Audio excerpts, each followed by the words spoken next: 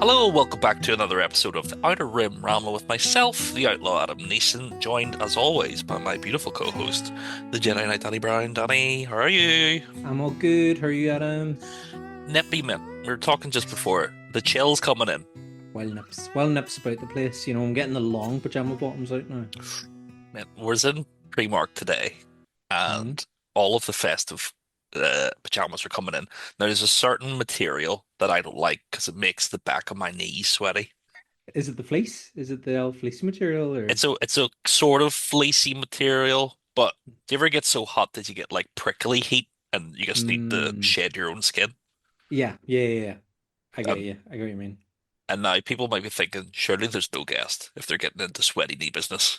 But we absolutely do have a guest. But he's down for talking sweaty knee business, right? Of course. Joining us today is the master builder of Mm. the Galactic Armory YouTube channel and, overall 3D printing business. Jamie McCann. Jamie, how are you, my friend? I'm doing well, lads. Thanks for having me. Thanks for joining us. Thank you. Yeah. Do you have a certain type of favorite pajama? Oh, that's a good question. I am a pajama person. Mm. I like anything that's snuggly. Mm. Snuggle. You I know what I do mean? fleecy snuggly or just like a nice cotton rich or what are we Cotton talking? rich. Yeah, I think Yeah. you hit the nail on the head right there. Cotton hmm rich. Yeah. Anything that's comfortable like that. Yeah, and are you getting stuff with like pop culture on it? Are you getting stripy or just a plain flat color? Oh, What kind of tartan. I love a good tartan. oh, Yeah. And yeah. going off of one of your previous episodes, I got an answer for you. Mm. I call them dressing gowns. Mm. Yeah, another one for the dressing Mm, gown. Yeah, mhm. absolutely. You have to have a dressing gown. Do you have a what's your dressing gown like? Do you have a Star Oh, Wars themed one or you know what? just No, it's a nice tartan. a It's nice a tartan as well? lovely tartan because it gets real cold over here. Yeah. Really bloody cold. Would you say colder than home? Oh yeah. Oh yeah. The thing Oh. is we get consistent snow because in case the listeners don't know, I live in the lovely Garden State of New Jersey, USA, Mhm. Mm. Yeah. and it can get real cold here. Minus 15 or so. So do you long for again for our listeners, where are you originally from? Where do you originally come from though? Well, tough question. I'm still trained against that question. Uh, so I am originally from Lurgan, County Armagh, as the accent might give Yeah. away. People are probably Uh, like, but he sounds like he's with them. yeah. One of them ends. One of them. And yeah, I'm originally from Lurgan. Grew up most of my years in Moira, in Mara. hmm And yeah, that's where I spent about 18 years of my life before I fled. Before you jumped on one of the boats and went to hmm Americas, went to chase Went, the American dream. went to the traveled the British Isles first, and then Mhm. popped over the pond. That's where I am Class. now. And being Adam and I are all both two massive Kevin Smith's fans. Have you been to Jay and Silent Bob's Secret Stash yet? I actually have been in Star Wars costume in that secret stash. Whoa. I have Okay. worn a shore trooper costume standing outside of that comic book shop, welcoming people in with the charity group, the 501st Legion. Brilliant. And was Kevin Smith there? Did you He was not. know? But was there any of the he other gangs, the Oh comics yes, oh guys? yes. Yeah. They actually run the comic book Yeah, they're shop. all in there. Yeah. They So legitimately run the place. But no, he was actually advertising a new film down the road. But yes, that's Red Bank, New Jersey, which is yeah, about 40 minutes from me. brilliant. That's cool. Yeah. That's really cool. And then so you're in New Jersey hmm and you're freezing, freezing hmm cold, but hmm you're wearing your, head to toe in tartan. hmm But for our listeners again who don't know, so Adam's already kind of said your Galactic Armory. That's right. What's that? Well, great Yeah. question. Great question. I don't think Galactic Army knows that anymore, but that's neither here nor there. Galactic Armory is a YouTube channel for prop makers and creatives, typically surrounding such intellectual properties as Star Wars, Halo, Helldivers, video games, board games, things like that. We are the one-stop shop for 3D printing files. Mhm. And alongside that, we provide tutorials on YouTube, on our very successful YouTube channel, that ensure that we do not gatekeep the methods. We want to make sure that everyone is able to do and be the characters that they want to be. Class. That's what we That's do. great. That's really cool. Well, we're going to get into more about that, but I think we should Mhm. probably, I did jump the gun a bit, but let's start with what we always start with our guests. Your love of Star Wars. When did it Mm. all begin? When did you fall in love with it from day dot, like myself, or are you a bit like Adam? Did love it as a kid, fell out of love, fell back in love. What's your relationship to Star Wars? It's always been Star Wars for me. It's Mm-hmm. simple as no other way around it. I have much older brothers. They are 10 and 13 years older than me. So, they grew up with the original trilogy. And for me, it was being a ween and watching uh, the original trilogy on VHS at the house repeatedly, repeatedly, repeatedly until I wore out the tapes, which is a shame because I heard that set's very valuable these days. Yeah, that was it. Growing up with that, being able to watch Phantom Menace on my like 8th birthday, Mhm. it's always been Star Wars for me. It went from that to Lego Star Wars, so the video games, any Star Wars media that I could get my hands on through my entire life. I was rabid for it. Yeah, yeah. Still am. Yeah, of course. I mean, we can see for the listeners at home, Jamie's got a fantastic Hot Toys Star Wars collection behind him. So it's very obvious you're still very much a collector. You're getting all That's the Star me. Wars things and also making your own Star Wars things. So how Mhm. do you go from being, this fan to someone who is very much involved? As you say, you're not only creating props and armors, you're also a member of the 501st. You're very much involved in the Star Wars community. What's that journey like for you? It was a complicated one, actually. It wasn't an easy journey or easy access. I had quite a serious job before this. I was an academic. Mhm. I was doing a PhD in counterterrorism. Oh, So, okay. Yeah, so that's yeah, quite a Northern jump. Yeah. Irish lad. Yeah. So essentially, I have always been a painter my entire life, a miniatures painter. Since I was 8 years old, painting Warhammer, painting whatever put in front of me. And I loved it. And it was always my hobby, and it was always my escape from any sort of work I did. So I moved over to England, did a criminology degree, went from there up to St Andrews in Scotland. Did a master's in terrorism and political violence studies, but Hmm. all the way through all these serious, serious topics, the one consistent in my life was painting, was trying to get better at painting, trying to just, you know, enjoy the little time I had spare making wee men. Yeah. And Star Wars was a big part of that as well. Uh, the journey to making full armor was actually when I first got a 3D printer, Hmm. uh, and that was about 2018, late 2018. The whole reason I got a 3D printer was to make terrain for my wee Warhammer men, Of course. just What because I army did want you play? What army did you play in Warhammer? space wolves. Baseball's nice. Nice, nice Viking. Yeah, yeah, pretty cool. Did you paint them tartan? Did you put tartan on them? I wish I should have. You That's should such a good have. idea. Yeah, Spaceballs with tartan would be pretty dynamite. Yeah. I'll make sure I paint this one I have in my hand There we next. go. Yep, I'll that's get I'll it. get some That's tartan colors. absolutely. So, right, so you're 3D printing terrain for Hmm. playing Hmm. 40K, and Yeah. then what was the first thing then that made you be like, right, I'm going to try printing some armor? What was the first armor you did? Um, a lot of people in the community call me an idiot for this, but I tried to do a Death Trooper, Okay, yeah, the black armored, very very tall. very detailed. There's a lot of intricate lines and patterns in Hmm. that armor that you don't see on screen immediately, but whenever you start to look close, so why that? Why did you go for that one? Because it was cool. Yeah, I mean, yeah, good a reason as any. Simply as. Yeah, I find out, as you exactly say, people call me an idiot for it because it is one of the hardest pieces to actually make look good because they're perfect. Yeah. They are flawless. And so how did you get on with it? it ended up in the bin. Okay. How much of it had you done before you were like, nah, I'm binned I it? did a lot of it. I did the helmet. I kept the helmet. I ended up selling that to a mate, but because I didn't want to see it anymore. Yeah. But And was this all before America, or were you still in England at the time, or?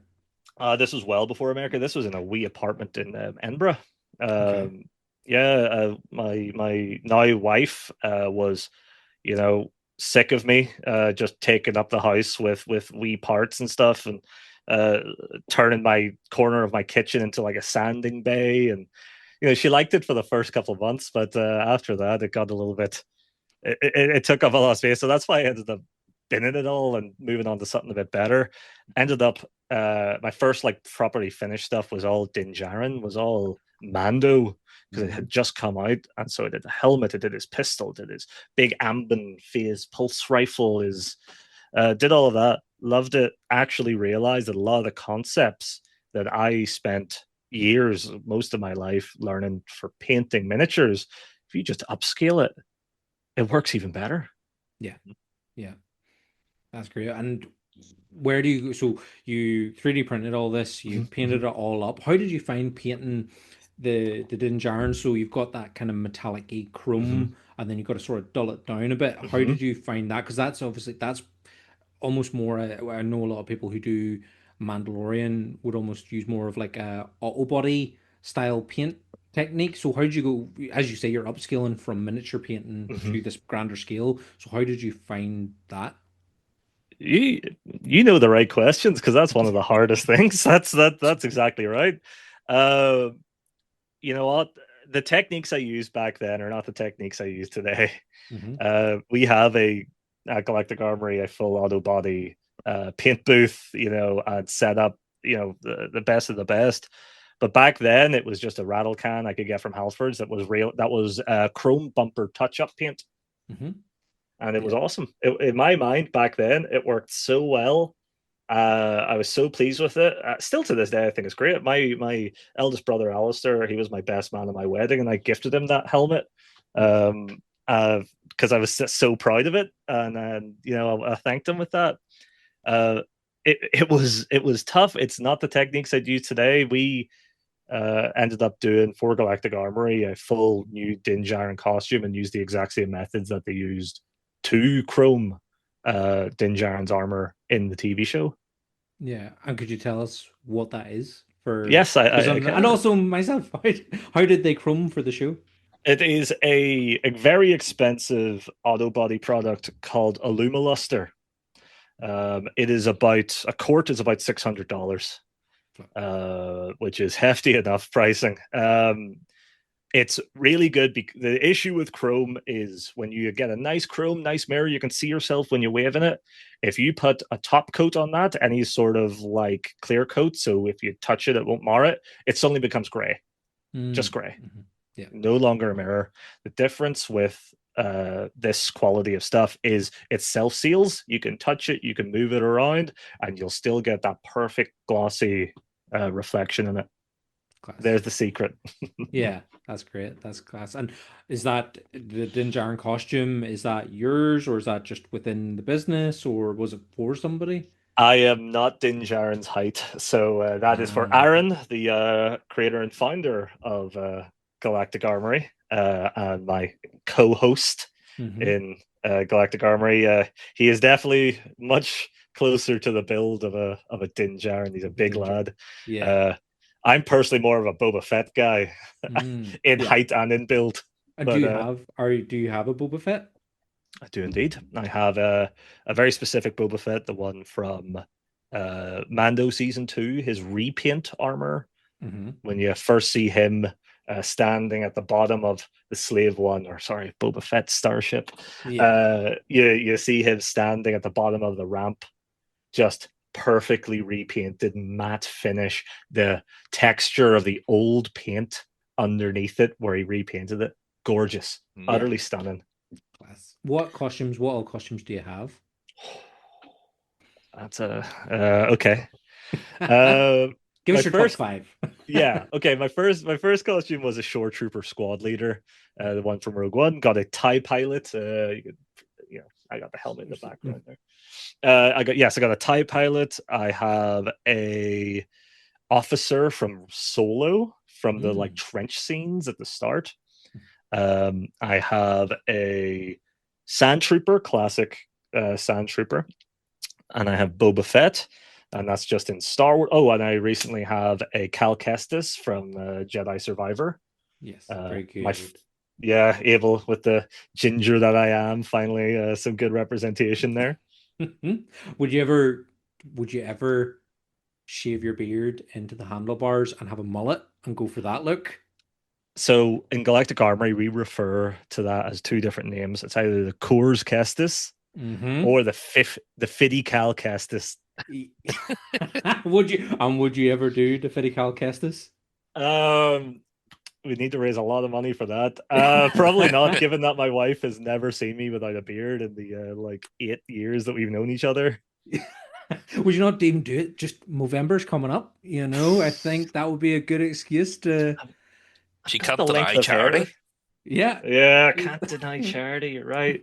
Well, you know what? If this video blows up, if this podcast blows up, I'll maybe I'll be convinced. You heard it here, folks. So Jimmy, how do you start to get involved with the Galactic Armory, like moving from the UK over to the States? It's a good question. So during COVID, I sort of actually turned all of this prop making into a little bit of a business. That's where I got the brand Major Props, and ended up, actually selling to a lot of high profile people, finished products. Ended up, meeting people in the sphere, meeting people in the prop makers, semi professional sphere.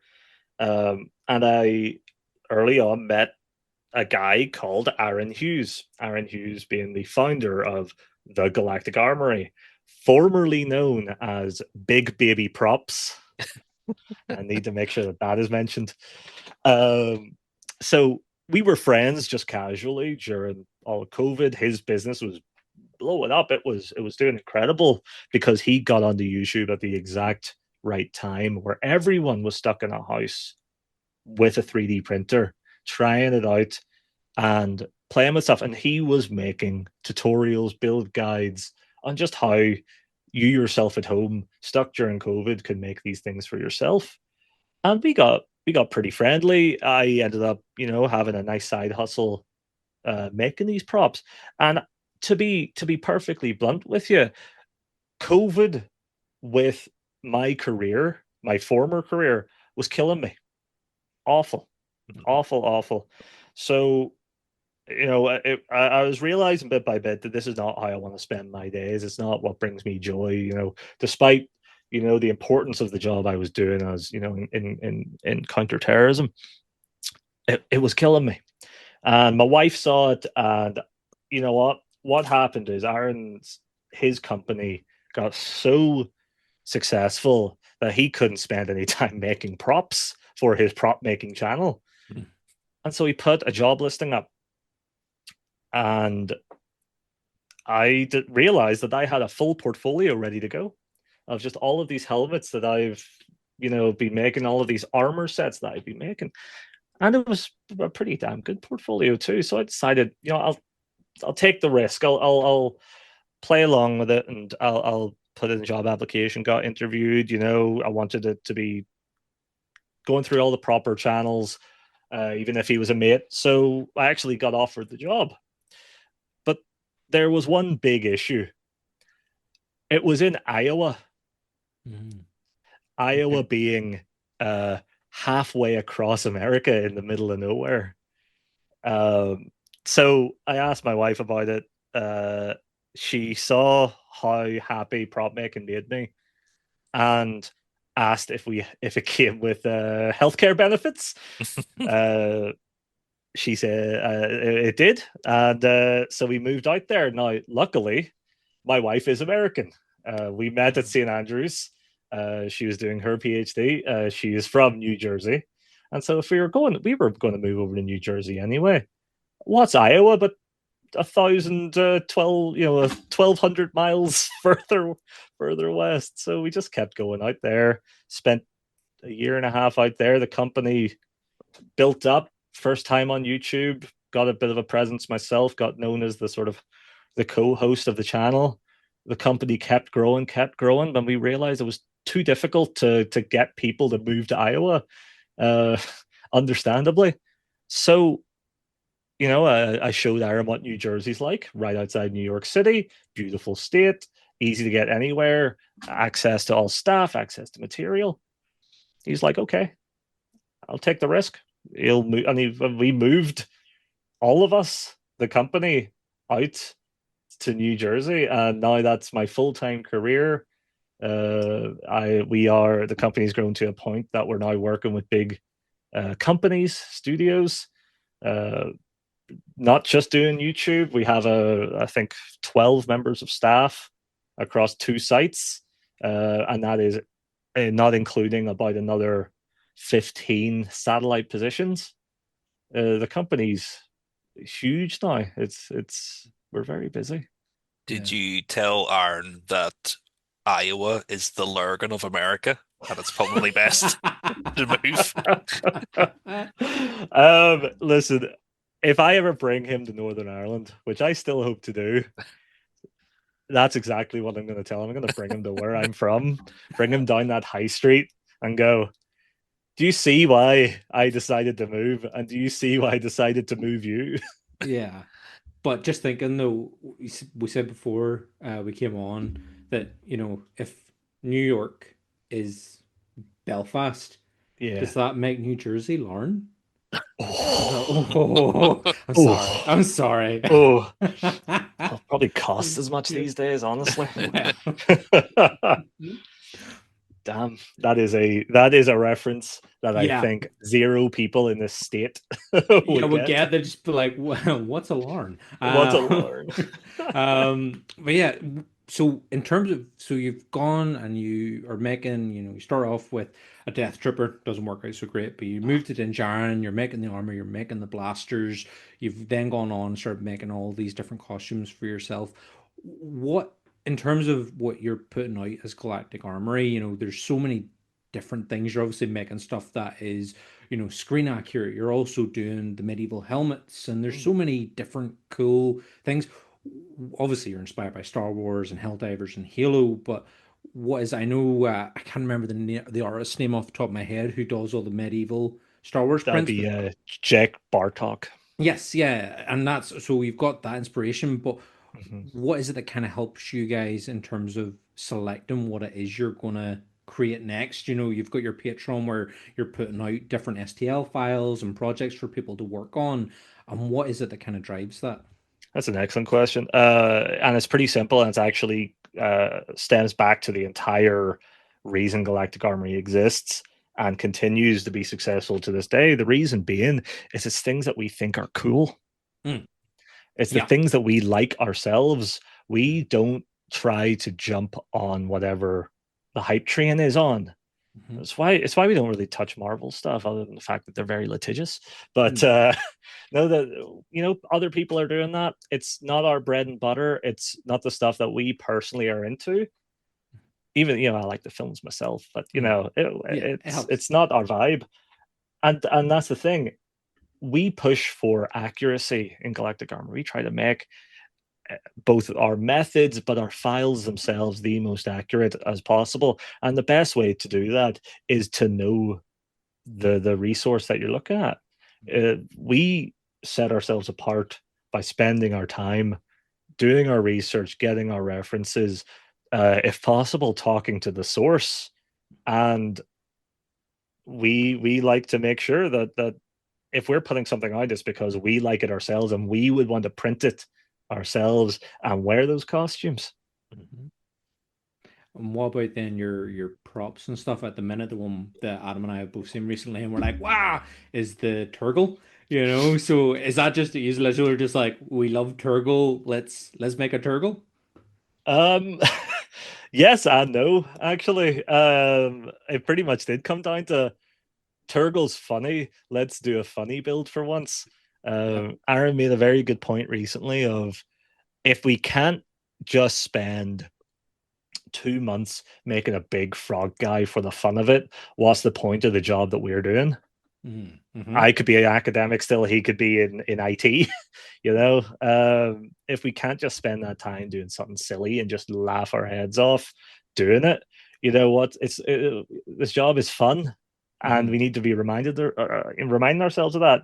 The inspiration came from a member of our community, a lovely man called Noah. He is obsessed with Turgle, and in a stupid way. In a stupid way, and he kept asking for a file for a life-size Turgle. I don't know why.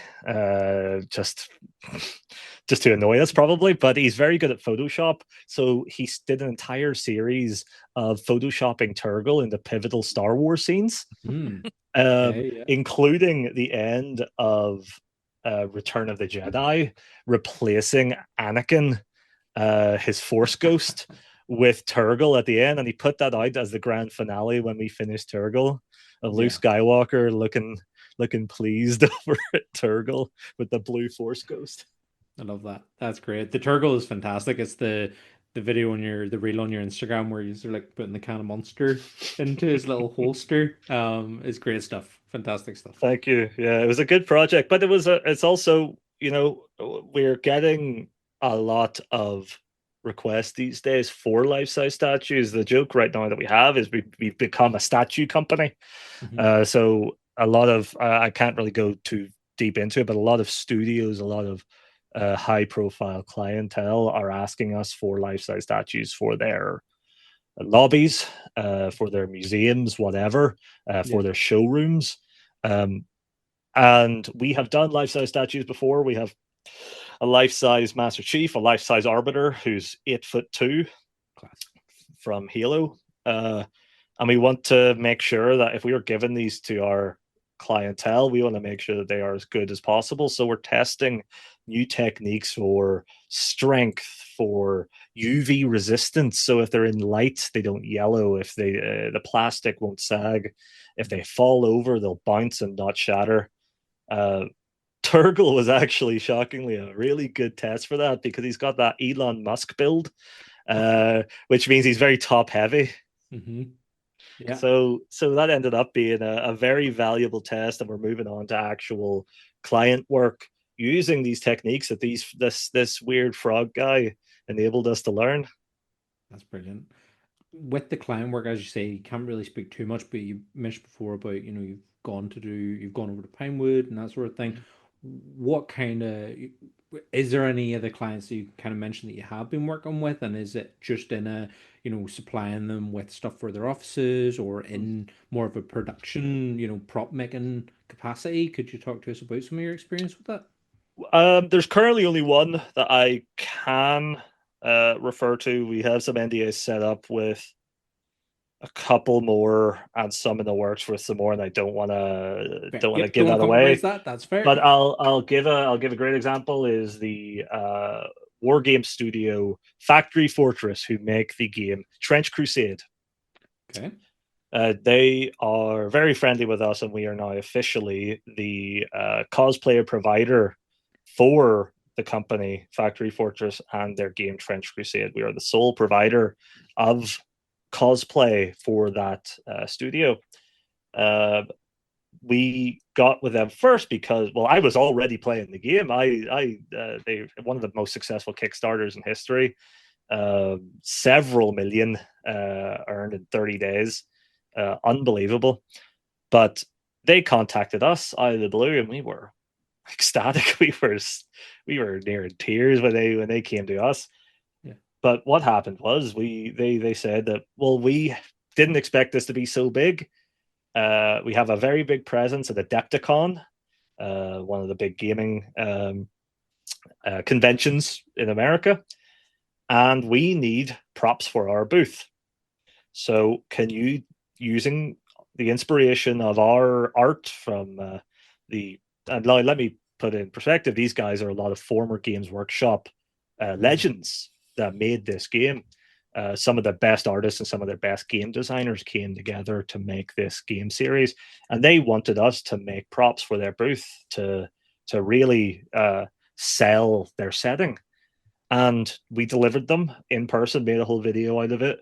And ever since then, massive success. They hired us for a big project that I also cannot speak about, but Turgle was an excellent test for it. That's all I'll say Mm. there. That is, honestly, that opened the floodgates, because a lot of other studios realize what they're missing, Mhm. because people want to dress up as their favorite characters. It's not just Star Wars; it's all the way down to some random uh, board game you've never heard of. People want to dress up as their favorite characters to go to conventions, and it's not that easy.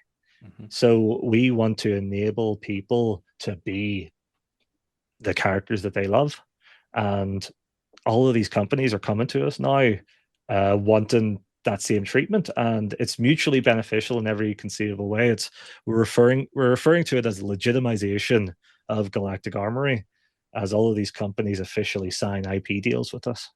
Yeah, that's very good. And it's cool, as you say, to be the official cosplay partners. And so much of cosplay now, people I think associate it with just being, oh, that's something you do yourself at home. But you guys are now providing it as a service. And yeah, to hear that companies are now getting interested in that is very, because that's the thing. Like I cosplay as a Jedi. Did used to be a Mhm. sand trooper, but COVID, I put too much weight on for sand trooping.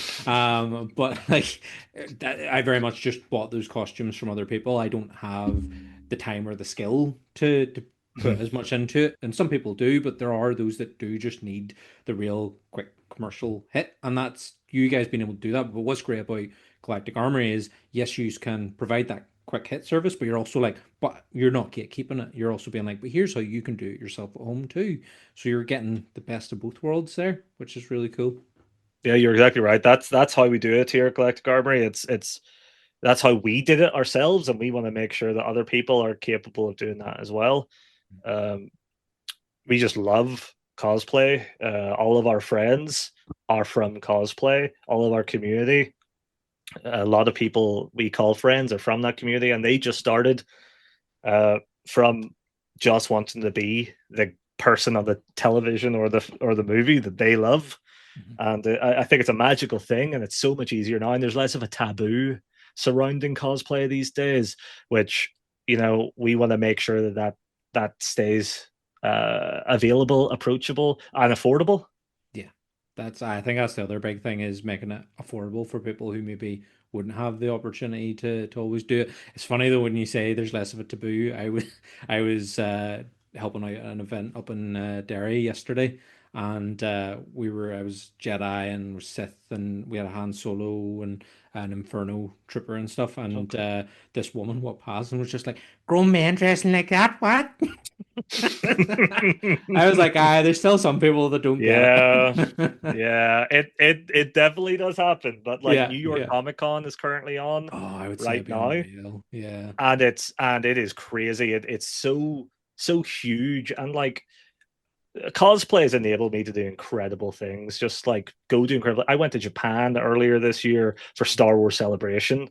Uh, I ended up, extending an extra week and making it our late honeymoon, and that was enabled by cosplay and just meeting incredible people, and that's why we do it, is just to you know enjoy being that child watching those VHSs, just at 33 years old. Yeah. Yeah. You still pop it on, you just get filled with delight. And That's it. yeah, that's the thing. Even though, yes, that one was like, where are they at? But so many other people were just like, oh, this is great, and not even just kids. Like there was, oh, an old fella came up to me and was just like, this is fantastic. Your costumes are great. And I remember going to watch Star Wars for the first time in the cinema and all. And that's when you hear people telling you stories, you're like that, and you're like, that's why I do it. It's Yep. for people like that. I'll give you a perfect example of that. My wife, she was being a spotter for us. Now, for those who don't know, a spotter is just a person that just makes sure you don't trip up when you're in a stormtrooper costume. You don't bump your head on the door. Uh, and so they spot things that are in your way, or if you have armor falling off, they fix it. Now, my wife is being a spotter for a Memorial Day parade on the Jersey Shore. Mhm. I was in my sand trooper. We were walking down, and we were moving to the parade ground, and there was a bus of school kids that were a local like school band, and the excitement, the squeals of us walking past full brigade of stormtroopers and Jedi and Sith and Kylo Ren and everything, and just walking past, giving high fives to all of them. One person asked for a high five, and then suddenly all 20 of them were lined up. My wife witnessed that and like was in tears crying. She said it was like one of the most beautiful things she saw, of just like how excited someone can be for seeing the character from a film, from TV show, whatever, just brought to life. And 3 months later, she was in an Iden Versio costume, full TIE pilot commander costume, doing the exact same thing at a New Jersey Devils ice hockey team game, Oh, firing brilliant. t-shirts out into the crowd in full costume. With you making Turgle, by the way, like it's made obviously the business more successful, but it also brings a lot of sex appeal to the studio. Oh, finally. Um, Now you're saying that you went to Star Wars Celebration. Mhm. Was that for work or just pleasure? It was for work. Yeah. I mean, I'm gonna be honest. It was for pleasure because it was an opportunity for the tax man to cover a lot of a lot of us going out to Japan. But it was work. We went over. We uh, took videos there. We got to see some of the new releases beforehand. Ryan Gosling was there. Like we got to see the first episode of Andor. We Andor season 2, which was amazing.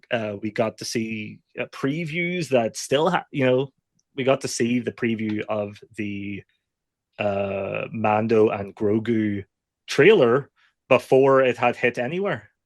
For it hadn't. I think it was the one that just got released. Was the one that we saw in, or no, it was the previous one that got released when it was first him going through the AT-AT in that one shot. We saw that back in April. Hmm. So incredible opportunity. I got some extra hot toys while I was there, and the thing is, my boss, my colleague Aaron, he had never left the US before. Because the thing is, you never really realized this until I got over here. Why would you leave the US half the time? Because it's so large. Mhm. There's so many variable places here that why would you? And so the first place he decides to go outside of America, coming from Iowa, is Tokyo, Japan. Incredible. They're quite Yeah, similar, to be honest. Yeah. yeah. So that was it. It's the opportunities that work can provide us.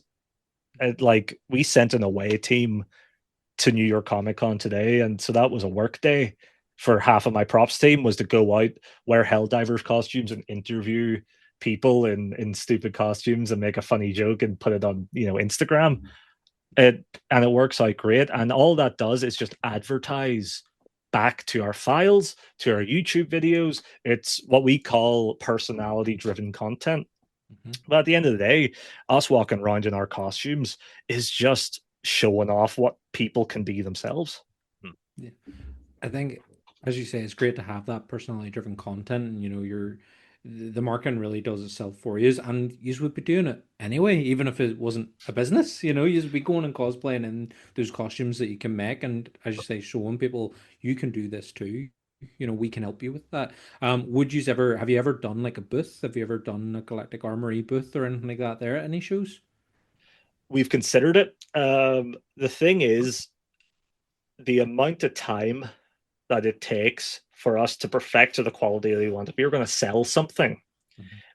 it just wouldn't add up in the price, especially when we were back in Iowa, because also, the the population wouldn't be buying it. But Mm. these days, the likelihood of us having a booth to advertise the brand, advertise our files, not really sell something like, but being a, hey, come see us, come meet us, come see what files we're working on here, come get uh, exclusive releases for new products, come get some discount codes, whatever, come give us a high five. That sort of booth we are definitely looking into. Hmm. Panels is really the thing that we're looking into more these days, of just like how to start cosplaying as a business, how to build a following with a cosplay personality. Uh, you know, things Yeah. like that is more the what we love to do is to meet people, and we love to show people what we do and how to do it. Yeah. And I think it could, as you say, a good exhibitor stall with that sort of thing and showing people how it's done. Even just to, if you were to sit and do like a paint workshop or something. I know recently, whenever Comic Con NI there, the cosplay Mhm. group I'm with, there was a guy, Chris, and he was just sitting painting. He had got bits of like old putty and wiring and stuff, and he was making, the Oculus creature from Alien Earth. And Yeah, he was I just love it. sitting like hand making that and then painting it up. And just like people were coming up and they were like, That's "What are you doing?" And he's incredible. like, "I'm just making this thing." And people just sat and watched him for a bit. And he had like Ninja Turtle figures that he custom made and stuff. So we things like that. It's it's not something you would think of at a con, but the amount of people that came over just to see him do Yeah. that, it was quite cool. And as you say, if you can get a panel, I know. Do you know Chris Stevens Creations? He makes the masks and stuff. Oh So yes, of course. he does the Bounty Bros at the minute, but Hmm. he recently has been doing different events where I know in W5 2 years ago he did like basically a workshop where he kind of told people how he makes his masks and showed all the different ones that he made and stuff. And it was great to see that there was an interest in that, especially for like somewhere like here, like Northern Ireland, where it's so small and we don't get a lot of that. And it's only really recently that we've started getting like proper con culture and cosplay culture. So it's great to see that there is kind of that interest too. But I imagine, especially for where you are in America, like the cosplay and the con scene's massive, and it's just trying to think how to that wee niche thing, Hmm. tap into No, that. I agree. I think that would definitely sell. That would definitely draw attention, because the thing is, we love to just show people what we do, and we love to just talk through our method to people. And if Mhm, someone passing by just goes, "Oh, that's cool," mhm. and they're like, "Yeah, it is pretty cool. Watch this," and then just to show them something, that's potentially a fan. That's potentially someone that will buy from us in the future. That it's living advertising, as we Yeah. call it. Mhm. Yeah, But it's exactly. also, we love to do it. Yeah, and I mean, are you really working if you're doing what you love, That's it. That's it. Hmm. Maybe when you're making a 5 foot tall frogman, it might be an extra day of work, but Circling back to you spoke about Andor there. I know you're a big Andor fan. Just on a personal level, you working in counterterrorism, how did you find the sort of Gorman arc in Andor? Did you have any sort of, you know, in your head where you're like, this is going to happen? I can see it. The clock is turning. I love me a good false flag incident. Mm. That's isn't that classic? Yeah, I knew exactly how it was going to go 2 episodes beforehand. There was only one way it was going to go, and it was uncomfortably realistic. Mm.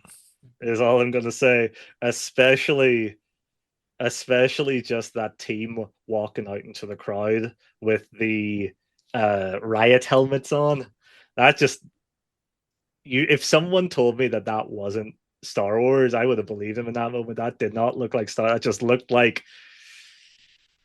a lot of places in the world. But yeah, it is uncomfortably realistic. And you know what makes me more annoyed about that scene? Well, not annoyed. Uh, Actually, yes, annoyed. I'm going to double down. When I was in Pinewood Studios in January this year, I was doing a class over there. I was working with a guy called Robin Lawrence. Robin Lawrence ended up, he was the head prop maker for Andor season 2 with the team Machinarium. Machinarium is Pinewood's in-house um, props and effects studio. They also did Fantastic Four recently. They've done everything. They've done, all the way back. But they didn't tell me. Now, I know they couldn't tell me, but they should have. They didn't tell me that the Gorman Plaza was 100 yards from me, was just behind a building. The entire plaza, the hotel, everything was just over there. You would have just taken a wee tuttle over, hung out in I could Gorman, have. I could have. During my lunch. Easy. and just go and eat your lunch on the plaza on the one Just of the on the wee plaza, steps. just see Yeah. the blood still, awesome. Just shouting Perfect. Calkite on Yeah. the way. And I'm still salty about that, I gotta admit. Well, they're filming Starfighter. Can you not, say, "Oh, I'll have to take a business trip over"? Why do you think I'm gonna go over next month? Just be like, listen, I know your secrets now. If you see an old Victorian girl walking through the lot, it's just me, a goth. That is wild, that announcement. That's like that's my wife's favorite actress, Miego. She's because she's a real scream queen. Mhm. Yep. How are you feeling about Starfighter? What's there to feel about right now, honestly? That's the thing. It was cool being there and seeing Ryan Gosling come out at Celebration was weird. Hmm. If you said anyone else, like any other big famous actor came out, I'd be like, oh, that's cool. But like when Ryan Gosling comes out, all I see is Ryan Gosling. All I see is every other film that he's been in. I can't look at that guy and imagine him as Star Wars, hero number 4. Yeah. Yeah. He's too much of I see him as Ken. Mm. Yeah. Well, that's I think Ken or like Driver, and then if Yeah. you go further back, Notebook. Yeah. Nope. Sure. Yeah. I see him as I see him as La La Land. I see him as Mhm. Blade Runner. Mm. Yeah, of So course. Yeah. so you know what? I'm convincing myself right now, listing off all of those different roles, Yeah. all of those different personalities, all of those different characters. You know what? Maybe he is a bit of a chameleon. Uh, it hadn't been filmed yet. Nothing, not even a single second of it had been filmed. So he came out and sort of said nothing. Yeah. He had nothing to say about it, and so we didn't even have that. And we have that photo of them on a raft in the Mediterranean, Mm-hmm. and just like some extra statements of who's going to be in it. So I don't know. I love me if this is going to be the Rogue Squadron film finally, or an equivalent of it, set in in the New Republic era. Cool. If we finally get that film, I'm in. And how do you feel about just because we mentioned it before in the podcast, Sean Levy? Are you a Sean Levy fan or take You know him or what? leave him? Yeah, take him or leave him. I'm I'm ready to be convinced across the board. I think I can't even imagine me a coffin if I'm going to be honest. Mm. No. Like, Yeah. uh, Star Wars surprises me consistently, for better or for worse.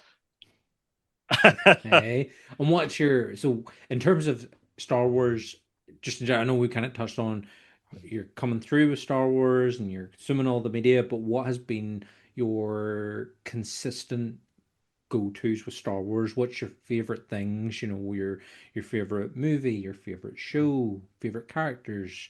What's been your kind of consistence throughout your Star Wars journey? Clones, Just clones? All out clones. clones in general. Go as big or go as small as you want with that question. Clones have always been one of the coolest elements to me, and I think that love has only grown over time with the Clone Wars show. Obviously, added so much more depth to it, but I think what has really expanded upon that was the Bad Batch. I know a lot of people got a little bit tired of the Bad Batch towards the end, but what it did to show the after effects of the Clone Wars into the Imperial era really just cemented my love for them, because I think it was done so interestingly. Yeah. Yeah. And with the clones then, as you say, there's so much to the clones now with Clone Wars, Bad Batch, the books, the comics, everything that's kind of come. Is it the Bad Batch and the variety that those characters add to the clone story? Or is there any particular clones that stand out for you? For me, and it's only because I just remember being obsessed with trying to find the figure of him at the time when Revenge of the Sith came out, Commander Bakara, and also the fact that Oh, he was CC-1138, and then knowing that 1138 was referenced to yeah. THX 1138, that all kind of fascinated me. So Commander Bakara is one of my faves, but do you have a particular favorite clone? Wolf. So from the Clone Wars series, loved Wolf. Just loved his style. Loved the Wolf Pack. Even if it's a self insert obsession from Dave Filoni with his weird love of wolves, Hmm. I think his style was so cool. His messed up eye. I loved his aesthetic. I love the wolf pack. Love Plo Koon, their Jedi General. Hmm. It is the coolest lot for me. I am waiting for a hot toy of Wolf to arrive soon. Nice. Yeah, yeah. And does Just Space Wolves tie into that as well? yep. Yep. Yeah. Yeah, yeah, just a little bit. Yeah, very two-dimensional in that regard. Now, I think the entire, but it's the narrative of the humanization of what is essentially another droid. Hmm. So the idea being that clones are just simply meant to be a genetically created droid. They are meant to be mass produced. They're meant to be put on the ward. You're meant to forget about them. They're meant to be disposable, and they're not meant to be humanized. But the difference is they humanize themselves, and that's what I loved about the Clone Wars and that story of how they gave themselves names, they gave each other names, they gave themselves haircuts, tattoos, armor markings to make themselves people. Hmm. And I loved that narrative, and I loved how they moved it away from just being, yeah, it's the blue markings 501st just to differentiate them from the orange markings 212th. Nah, they went further with that. They wanted the same voice actor to play 1,000 different roles, and it worked. That's the shocking thing. It simply worked. Yeah. Yeah. It's unreal. The Clone Wars is definitely one of the I would say one of the best things about Star Wars, and whenever I'm sort of recommending like Star Wars people, if they've never seen it before, and again they may have seen some of the movies, and I'm like, yeah, but you got to watch Clone Wars. Like, oh no, well that's just cartoons, that's for kids. I'm like, no, no, no, no, no. No, oh, you have no idea. Yeah, yeah, yeah. Some of the edits on TikTok where you just see like those key moments from Clone Wars, you're like, oh my heart. Clone Wars is for kids. Yeah, Yeah. yeah. Hmm. But yeah, that's really it. And I even got my wife into it through we actually watched through Rebels as well. We watched through Bad Batch, and she's in. She is like, she insisted that I get all of the Bad Batch hot toys as well, and Nice. cried when I got tech out finally. You Yeah. say you love Boba Fett. Of course, Boba Fett had his own TV show. We ask every guest, and every guest loves it when we ask it. Mm. How much do you love the Moped Gang from Book of Boba Fett? And can you make individual mopeds for me and Make Daddy? mopeds. Yeah. Galactic Armory will they make a moped? You know what? I was going to give quite a kind of derisive answer to that, but actually, the idea of making one of those mopeds sounds pretty damn cool to me now. Hell yeah. Just for the meme, Yeah. just do a 360 spin beside it, and people instantly get what you're referring. Yeah. Uh, that actually sounds pretty damn cool. Could we do it? Yeah. Will we do it? I think it would be the end of the company. Once all the Turgle, you're kind of riding high on Turgle right now, but that's going to take Yeah, a dip. You got to find a new meme we need something. Mm. We need something. Yeah, yeah. We can't milk that frog for long enough. But yeah, what do I think of Book of Boba Fett? You know what? I liked it at the time. I was an apologist at the time. When Cad Bane came in, I was jumping up and down in my chair when I saw Black Chrysanthemum. I actually thought that was sick. I looked into doing a Wookiee cosplay and getting and doing stilt training for it. Like, super into it. Maybe my answer is a little bit biased as a prop maker, but I hate his costume in that. I hate what they did to his armor. He's wearing essentially black jeans Yeah. Yeah. from There's Top that Man. there's that new figure they announced this weekend at Comic-Con, and it's the black jeans look. Yeah, yeah. It looks too comfortable. You know what I mean? It doesn't look practical. It doesn't look like it is from. It doesn't look like it's from years of training, years of bounty hunter work. It just looks like a fashionable thing he picked up off the shelf. Do you think that was the choice though? Tomorrow was just like, I want to be comfy. Yeah, sorry, if you look close enough at his like Mando season 2 costume, that is the comfiest thing I've ever He worn. does It have their has, like but yoga pants, isn't they're it? like balloon pants. They're ninja pants. They're amazing. Just doing They're hammer time in them. exactly. I did that recently at Dragon Con. I dropped it. Yeah, like that's exactly it. I was disappointed when I saw the armor just because it was too clean. It was too clean cut. There was no character to it, and that's so sad. Going from the previous time we saw him being a repaint over that acid burned armor, and just like I'm resetting. I'm going back. I'm Boba Fett again, and that look achieved that, and it just lost it. It just they needed to sell another black figure in my mind.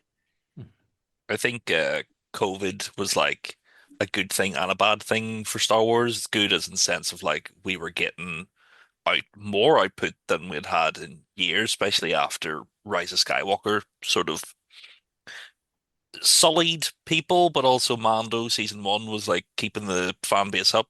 And then the more it went on, the more it was sort of like, ah, yes, it's what they're doing now. It's like we need to sort Yeah, of cut this at the legs and make it back a movie again. yeah. It's a little bit of a fatigue Mhm. that people are getting, which I get. I'm not quite as susceptible to it. Any Star Wars is good. Star Wars is always is my motto. Um, but I can I get it. I do get it. Like people always say that, like, oh, there's too much Star Wars, and then Andor season 2 comes out, and they're like, actually, there's just enough Star Wars. This is really good. I think it's just like there needs to be a consistent director to the approach, and now I think they're doing that more with Filoni and with Favreau. That there is someone in a macro sense looking down at Star Wars and trying to paint a direction. Now, hopefully that works out because I think we're sort of on a bit of a precipice right now. Um, I I'm excited for Ahsoka season 2, for example. I want to see Thrawn. I think that whole thing was really cool. Not everyone agrees. I love me some zombie stormtroopers. That's awesome. But I don't know. I don't know. It's a dangerous time for Star Wars in my mind. Hmm. I Mhm. think Big Sean Squeezy coming in with Starfighter, Favreau. Uh, I would like a Bryce Dallas Howard movie. I Mhm. think it's time for her to sort of get Mm-hmm. her big project.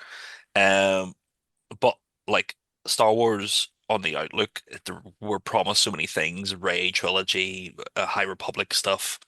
It's a good time to be a fan, but it's also a nervous time to be a fan in the sense of any of these projects could break this. They just need one big hit for it to be like, right, we're back. And hopefully the Mando Grogu movie sort of is the right step forward for as much of people have said. It looks like the TV show. It's because the TV show looks like a movie. It's not. That's you're just saying that the TV show is a high quality product. But I think that movie is hiding a lot of stuff. Obviously, we only got like a first teaser, but I think it's hiding a lot of stuff in a sense of they want you to think it's like the show, but we're going to have giant space battles. We're going to have characters like Seb in full action, and it'll feed the fan base, both the hardcore and the people that just watched Mando during COVID. I think it'll feed that and sort of be a good middle ground for everybody. And it's going to sell toys. Because Well, Grogu, that's like I was thinking, we had a Grogu out with us yesterday when we were tripping, and it was just like a wee Grogu in a bag, but like the amount of people running up, and not even just Wayne's, grown ups being like, oh my God, it's Baby Yoda. And you're like, that movie's going to Still, do well just off that. that alone. Yeah, I agree. I think Andor sort of righted a descent.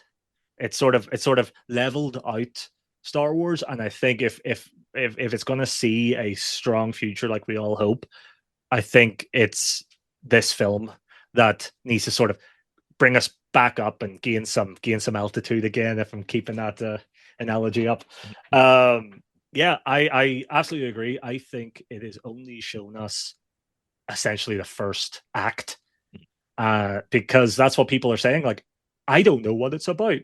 Yeah, you don't know what it's about because it hasn't shown you what it's about yet.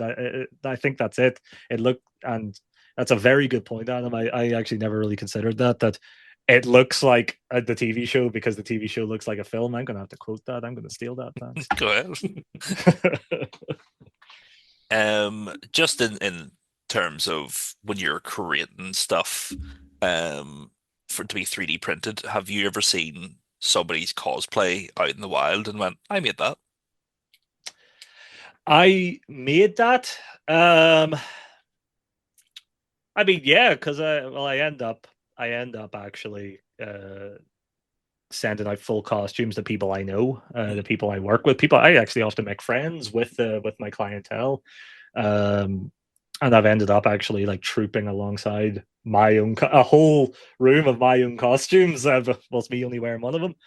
Um, but yeah, it's actually, if we're getting into the nitty gritty of it, I'll give you an example. Last year and this year, we went to a convention called Dragon Con in Atlanta, Georgia. It's a big, big convention. It used to be a Dungeons and Dragons convention, which is thus the name, but it is essentially a party convention. It is 4 days, 5 days of essentially just hard drinking and wearing costumes.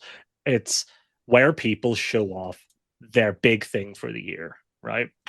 Incredible, incredible costumes there, despite it being in Atlanta, Georgia. Now, Atlanta, Georgia is in the south of the US states, and it is about 35 degrees Celsius at the end of August. And that is actually not a joke, that is the actual temperature. And so, me wearing a greatcoat of an Imperial officer and full on neck scarf and everything, uh, heat stroke happens. But Mm-hmm. being in one of the Helldiver meetups. Now, if you don't know Helldivers, it's a video game where you're wearing black armor, big capes billowing in the wind, really really cool. But we walked around there going, our files, our files, our files, our files. Literally the visors that we made by hand, by hand, by hand, by hand, and it ended up being about 80% of the 150 people that were in that area. And because the visors that you look through are blacked out, but you need to be able to see them, and they're very three-dimensional in shape. We have vacuum formers in our studio, and so we sell probably our most popular product, other than the files themselves, are visors, because it's pretty technical for people to do. And it's just so funny walking around the con and just seeing, like, I remember that batch, the color's a bit off on the right side, Oh, yep, remember that version. That's actually the wrong version. That should be on that helmet. No, that is a constant now. We just love going around the convention, going into the Star Wars area, and just seeing which files were ours in particular, and just like greeting people. Oh, there we go. Just like greeting people and just being like, "Hey, Jamie from Galactic Armoury goes, oh my god, Galactic, I made these files are yours." It's awesome. It's an awesome feeling, and they actually, like, it's a bit isolating to be just behind the camera, putting the files out there, and just being like, okay, is it working? Are people doing it? And then being in the wild, and there they all are. It's really cool. With Dragon Con being a sort of party, you're saying, have you ever rocked down with just a case of Buckfast? Oh, I don't know if that convention is ready for Buckfast. Honestly, I don't think they're ready for Lurgan Champagne. Uh, 17 people dead in Dragon Con this year. that's a great idea, though. That's a fantastic idea. I'm gonna do that next year. Yeah, Have you ever take the told tonic. have you told Aaron about Buckfast? but Buckfast tonic wine. I think I have actually. He didn't quite get it, but I said you know what? I'm going to see if I can bring some Bring some. over I when I'm over at the end of the year. I think you should take a few different things from home. So Buckfast tonic wine, Uh, some potato cheese and onion, oh, 15s, Mm. soda oh, bread, potato bread. stop! I'm Yeah. missing Yeah. home. I'm missing home now. You need a care package.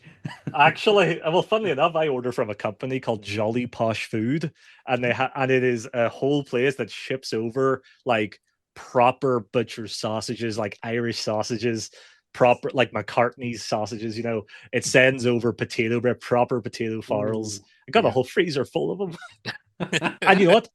Heinz baked beans. They don't even have that over here, Oh man, you can't. You have to have your fry with some beans, like. right? Yeah, yeah, Right? yeah, yeah. And what about like, have you Mm. even treated your wife to a 15 Oh, yet? she knows. Oh, She knows she a 15. knows. That's okay. See, Oh, whenever to be fair, we've discussed this in the podcast before as well. Whenever Liam Neeson was doing the promo for Naked Gun, and he was on, I think it was Lad Bibles thing, and they were doing like American treats oh yes. versus Northern Irish treats, and they brought you a 15. He's like, I don't know what this is, and they were like, fuck off, Liam. I know. Yeah, I Big could man tell didn't you've know been what a away too 15 was. long. Exactly, he didn't know what a 15 was, No but. chance. You have to treat Aaron to a 15, like. Oh, absolutely, Hmm. absolutely. Hmm. Some nice brown bread as well, you know, with some butter and salt. There's a lot of stuff that they just don't have over here They don't get that right, they don't get, and they don't get right. A good old fish and chip. Mm. Yeah, yeah, They try yeah. it, but they can't do it. Just not the same. No, That's not the same. no. It's even chocolate in America. It's just not. It's not the same. It's not the same. Or a pint. They just don't know how to even pour a good pint. See, that's you. Just open your own like Northern Irish pub. I've Just thought about it, honestly. imagine just the middle of New Jersey. I'm That's from a family of pub owners. We had the Four Trees in Moira was my family's pub, and the well, and Pretty Mary's too. Yeah, you should so you should we're just used do to it. it. A little evening gig for yourself, you know. Easy, Yeah. one or the other. I'll decorate the place. Yeah. Oh, imagine all the helmets up on the like around the bar. That'd be unreal. No joke. We thought about opening up a like Star Wars themed bar, or even just like a Star Wars themed cafe. That would be cool. I know there's been a few places now. I think there's one in Edinburgh now. I But yeah, saw there's a that. few different places. There used to be a fantastic. It wasn't like it was sort of a nerd spot. They didn't have too many things about, but there used to be the one in Belfast. Oh, what was it called? They had a board game bar in Belfast for a while, and it was class. It was a good spot. But it didn't stay open very long. Which again, that's the thing about here is you get things like that and they pop up for a while and you're like, this is class, and then it's gone. And then it goes. That's Then it it. goes. It's Yeah, always like that. never get it Yeah. too long. But yeah, 100%. Imagine a nerd bar, nerd cafe with all the helmets just up around the walls and stuff. We would do it exactly. We said that if we're ever going to do it, we'd do it the way that they did it in like Galaxy's Edge, the Disney park, and Mhm. actually make it look in universe. Yeah, that would be incredible. Yeah, because we're hoping and get married next year, and we're hoping to do Florida for our honeymoon. And I'm just like, I need to go to Batu. I must. I did it for my 30th. My Yes. my in-laws judged me. We're like, I have to. Well, sure, Adam was there in January as well, having a Yeah, It wonderful was time. amazing. it was just one of those sitting in the cantina, being like, and stormtroopers walking in. You're like, oh, this is fun. You could open a bar and for a tenner have a pint of Guinness and space bread, but it's just nutty crust. Yeah. Or Haven't a thought about Guinness nutty Wheaton. crust for years. Just, Oh, just Guinness Wheaton with a good stew, Oh, and they that just. would sell. Mm-hmm. That would But sell. call it Bantha stew, and yeah, Perfect. that'll be unreal. Yeah, yeah, yeah. but Danny, I Uh-huh. think I think it's time to play a certain game. Is it time? Or It's we'll This time. say, is. okay, okay, okay. We haven't played it in a wee while, but We we haven't, but figured, we thought uh, we bring uh, it back. Jamie would absolutely, because some get like we have guests from America, and you don't want to be like, here, would you buck Jar Jar? But somebody from home gets it. Oh, I get it. That's it. Ah, I yeah, get yeah. it. And the answer is yes. Of course. You want you want to know what that long tongue do? Anyway, so Jamie, we asked before you came on what kind of era you would like to delve into, or what kind of Star Warsy time, and you said Rogue One. Rogue One was your choice, so we're going to go for some of the rabble of Rogue One. We're going to see Sure. who we wanna wonga or ooh poodoo. Okay, so we'll start off. Wanawanga Voodoo. Upudu. So Wanawonga is smash and Upudu is pass. But normally we like to give a little bit of reasoning so that people don't think we're just complete and total scumbags. Doesn't have to be So doesn't have to be sexual, you know? it doesn't have to Got be it. sexual. It No, could be romantic. yeah, Got it. Yeah, exactly. It could be romantic. It could just be mutual friends. Wanawanga can mean many things. Mm. To many So people. to many things to many people. So we'll start off. We'll go for the obvious Rogue One choice. Jenner. So Wanawanga or Upudu. Oh, that's a Wanawanga. I like a woman that's bad for me. Mm. Yeah, yeah, Yeah, a criminal record actually helps, if anything. Mm. Daddy yeah, issues. yeah. Oh, Well, terrible, terrible, but that's actually better. Easy so Wanawanga. easy Easy. Wanawanga. Adam Wanawanga. I would let her know that my code word was Stardust. I think it's everybody's a Wanawanga for Jin, to be fair, and Mm. that's to be expected, of Mm. course. Okay, well next we're gonna go for someone a little fishy. Mm. Admiral Radis. How do we feel about Admiral Radis? Wanawanga or Pudu? I respect a man in uniform. Mm. Mm-hmm. Um, and you know what? He'd stay for me through the best times and the worst times. Yeah. You know what? It may not be a sexual marriage, but it'll be a loving one. So it is also a Wanawanga. You mean you don't want to see his Hammerhead Corvette? With what he'd do with it. So a Wanawanga for Admiral Radis. What about you, Adam? You gonna Wanawanga Man, Admiral? the man knew when to step up, and that's Mm-hmm. what I need in my life. I just need him to hold me with his fishy hand and tell me everything's gonna be all right. Yeah. So it's Wonawonga from me. I'm also gonna Wanawanga because again, there's just something about those Mon Cal officers. They do seem like they know when to step up, how to take care of everybody. Hmm. So I think, yeah, okay, okay, okay. Next, we're gonna go for Bastan. Do you remember Bastan? The wee like little monkey man who was on the Oh gunner. yeah, He was the gunner on the U-wing with the big Oh, eyebrows. yeah, so he's I love screaming. that. Oh, he's always Yeah, screaming. Yeah, that's he's like it. a little monkey screaming. What do you reckon? Bastan, Wanawanga, or Pudu? For me, I'd say that's a new Poodoo, simply because he shows up, he finishes and just vanishes like that, and I'm that's pretty pretty. typical. I think he was killed though. To be fair, a man was. You know what? I don't take excuses like that.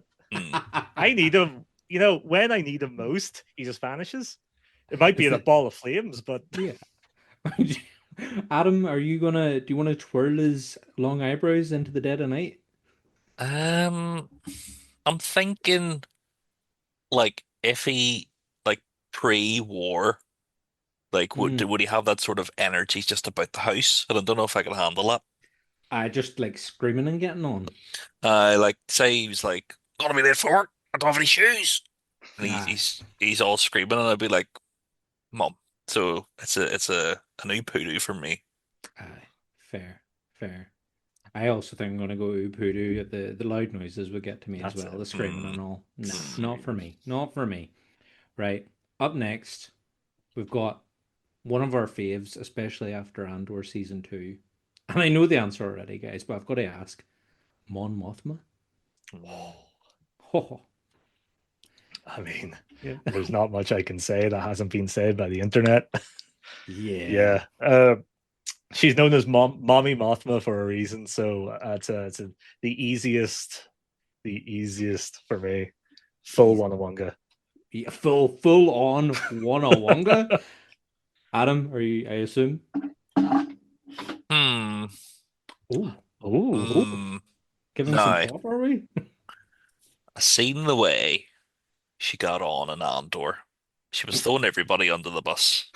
And I know it was for a good cause, but I just don't know if I can trust the woman. Oh, Um, and also to go getting that haircut just just a day after you've been saved by Cassian. She's like, you know what? I need to desexualize myself in case uh Organa is like, here, what's happening? Um, and then she got it back for Ahsoka. Because I'm iffy about it, I'll say Upudu. Ooh, oh, okay. damn. You need to be certain on somebody Yeah, yeah. before you want to The wonga. rabid fanboys are going to be coming after you. I know they're gonna be like, "What do you Mm, mean? What do you mean, voodoo?" I think I'm gonna have to go Wanawanga because she's a woman who knows when to stick to her guns, and she'll mm, call out badness when she sees it. So gotta respect that. You I know. love a good crash out at the club too. Yeah, you mm. can't. Show some Sometimes you character, show need some that. depth. Yeah, exactly. And who doesn't love dancing? See the ABBA edits of that? Love it, living for it. So yeah, I'm gonna Wanawanga. Okay, what about them? The leader of Blue Squadron, General Merrick, with his Oh, lovely, lovely mustache. How are Mm. we feeling about General Merrick? this might be surprising, but I'm actually going to Upudu Oh. because, yeah, yeah, yeah, because he talks a good game. Hmm, He's hmm, there at the moment, but when you need him most, hmm. gone. Mm. When you need him most, he's just dies. You don't even get to see it. You don't Yeah. even get to Mm. see it. And that is, there's a committance level that I don't think he's there for. Jimmy, I think that you're saying a lot about your character here. You Yeah, just want good commitment. that's it. Yeah, That's it. that's all he Finally. asked for. Yeah, all those Rogue One rebels just weren't committed Yeah. enough No, because they all died.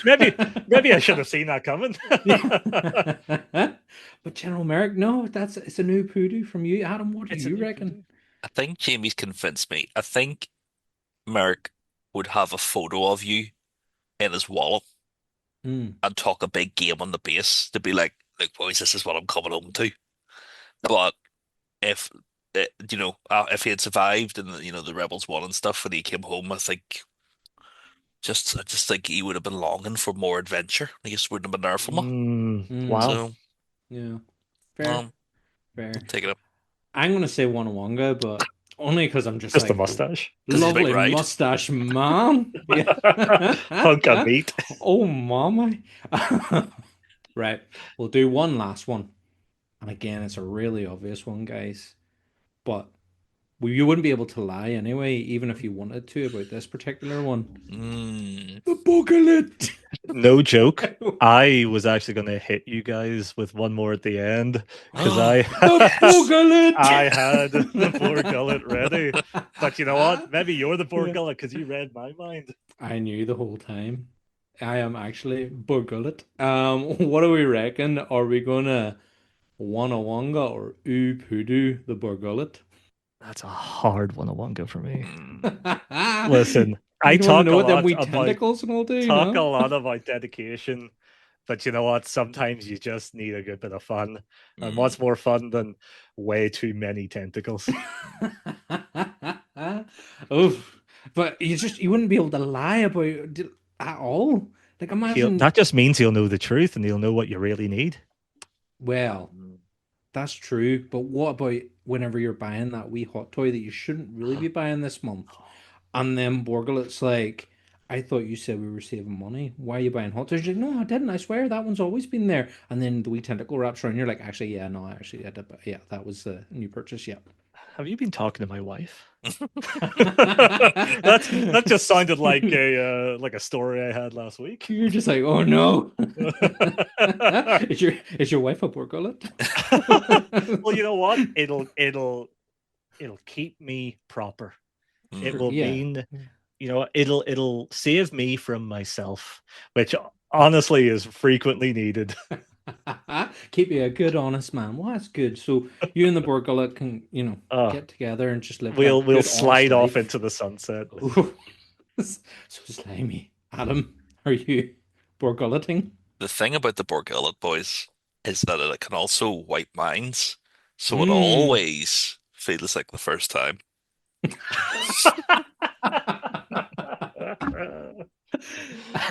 So that's a big one-on-one from That's me. a big one-on-one. Best answer I could Yeah, think yeah. of. That's I think you've both convinced me with your arguments there. I was doing, but I think I might just have to join you and we'll all just get in Join us. together with the Portcullet. Yeah. There's Become enough one tentacles. with Portcullet. Yeah. That's my tentacle, boys. You stay with this one's mine. Put a wig on Yeah. Any artists out there want to draw? it. Three of us all marrying the Portcullet. Might But commission thank you very much, Jamie, for joining us. If you want to give out some plugs.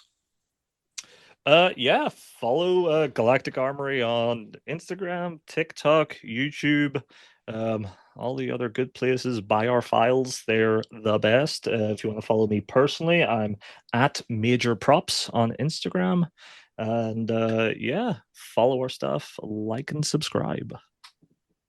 Donnie, plugs. Plugs. I'm trying to think, when is this one? Yes, so by the time this episode goes out, we will be screening Ghostbusters 2 on Thursday, the 30th of October. And then on Friday, the 31st of October, Halloween night, we will be screening Fright Night, and that is with the Fright Club NI. And also, obviously, for our Rim Rambling, don't forget to subscribe to the podcast, rate the podcast, comment if you can, and also go check us out on Instagram, TikTok, and YouTube as well now. Yes, and Adam, what are you plugging? mate, I got Belfast International Horror Festival, the BIHF.co.uk. You can get your tickets now for double bills of Dead Alive, Tammy and the T-Rex, a screening of The Descent with Shauna McDonald, and The Craft on the Barge at Halloween night. There's loads of other stuff I can never remember though. There's a quiz at some point. I'm sure that'll be all right.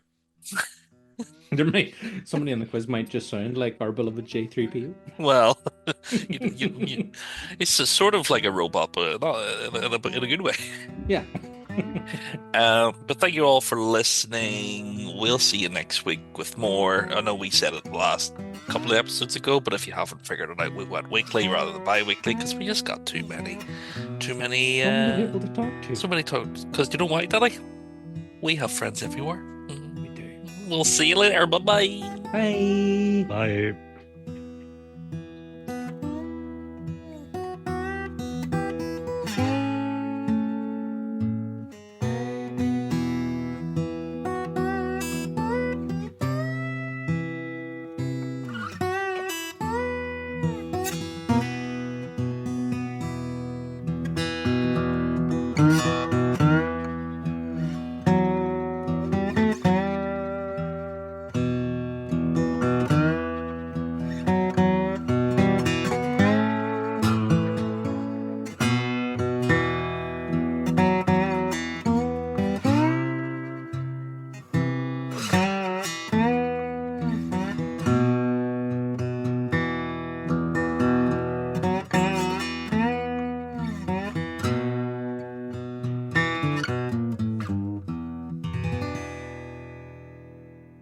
It's Lobot Month, baby. I got a little robot.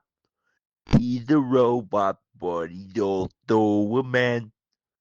He helps Lando on his little adventures in space. Lando tries to run Cloud City, but he can't do it by himself. He needs the help of a robot, but the robot can help himself do anything from the fridge because he's the man. He likes yogurt. He likes smaller corners.